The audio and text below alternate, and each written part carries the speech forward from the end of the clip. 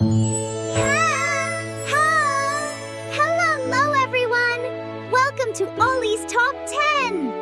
नमस्कार। तो आज बात करते हैं होली की, वो त्योहार जिसे हम सब रंगों और आग के लिए जानते हैं।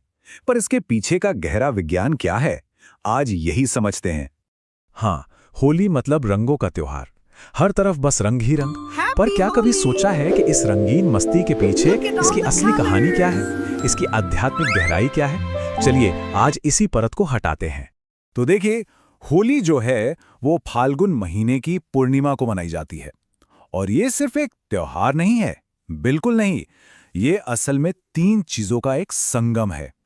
एक तो है वसंत का स्वागत, दूसरा बुराई पर अच्छाई की जीत, और तीसरा दिव्य प्रेम का जश्न। इसकी कहानी शुरू होती है होली के रंगों वाले दिन से नहीं, बल्कि उससे एक रात पहले से। जी हां, होलिका दहन से। वो रात जब आग सिर्फ आग नहीं रहती, बल्कि सत्य का प्रतीक बन जाती है। तो कहानी है एक राक्षस राजा की। नाम था उसका हिरण्यकश्यपु। उसे अपनी ताकत का इतना घमंड था, इतना अहंकार, कि वो चाहता था सब उसे ही भगवान माने, उसी की पूजा करे।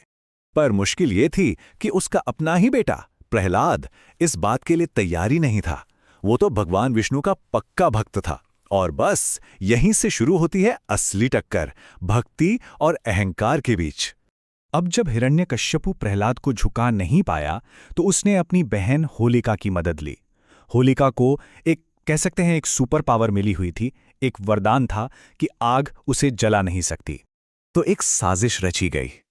होलिका ने बड़े प्यार से धोखे से प्रहलाद को अपनी गोद में बिठाया और एक जलती हुई चिता के बीचों बीच जाकर बैठ गई। प्लान ये था कि प्रहलाद जल जाएगा और वो बच जाएगी।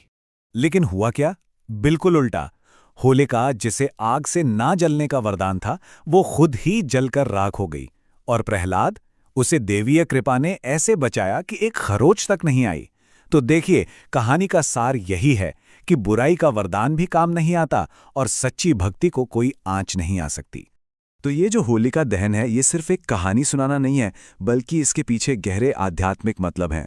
रात में जो आग जलाई जाती है, वो हमारी सारी नेगेटिविटी, हमारा अहंकार, हमारी पुरानी गलतियों को जला देती है।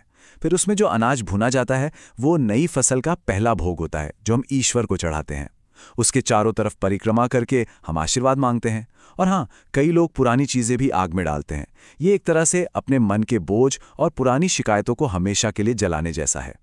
चलिए, तो ये तो हुई आग की बात। अब उस आग से निकलते हैं और चलते हैं रंगों की दुनिया में।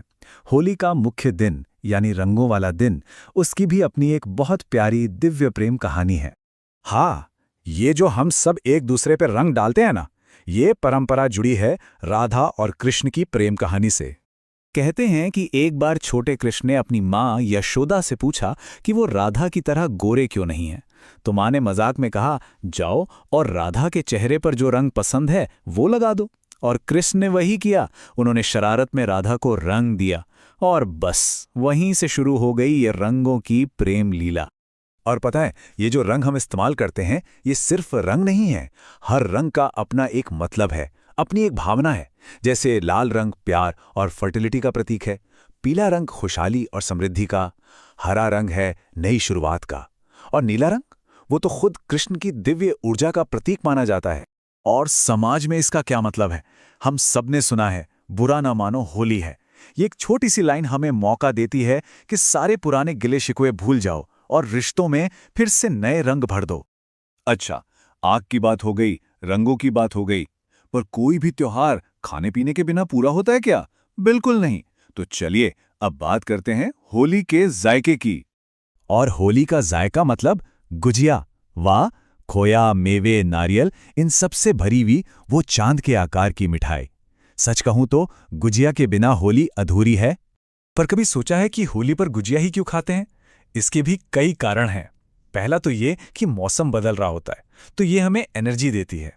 दूसरा, ये भगवान को प्रसाद के रूप में चढ़ाई जाती है।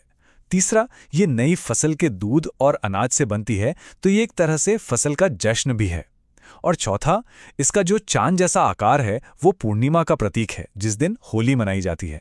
और एक मजेदार बात बताऊं, गुजिया असल में करंजी नाम की एक मिठाई से प्रेरित है और भारत के अलग-अलग हिस्सों में आपको अलग-अलग तरह की गुजिया मिलेगी।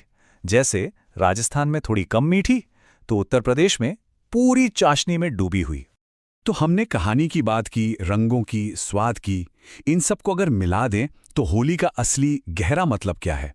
असल में ये नवीकरण का यानी रिन्यूअल का त्योहार है। देखिए, हर चीज का एक गहरा प्रतीक है। रंग हमें बताते हैं कि ये सृष्टि कितनी विविध है, पर स्रोत एक ही है। होलिका की आग हमारे अहंकार को जलाती है। वसंत का आगमन हमें बताता है कि प्रकृति खुद को नया कर रही है। और जो पानी हम इस्तेमाल करते हैं वो हमारे कर्मों की अशुद्धियों को धो देता है। तो कुल मिलाकर बात यह है कि होली सिर्फ बाहर से रंगों का खेल नहीं है, ये अंदर से शरीर, मन और आत्मा तीनों को शुद्ध करने वाला एक पूरा आध्यात्मिक अनुभव है। और जाते जाते बस एक सवाल छोड़ जाता हूं। जैसे होलिका की आग में हम पुरानी चीजें और बुराइयां जलाते हैं, तो क्यों ना इस बार हम भी सोचें, हमारे अंदर ऐसा कौन सा पुराना बोझ है, कौन सी पुरानी आदत है जिसे इस बार होलिका की आग में हमेशा के लिए जला दिया जाए। Ollie says, hope you liked the video. Thanks for listening.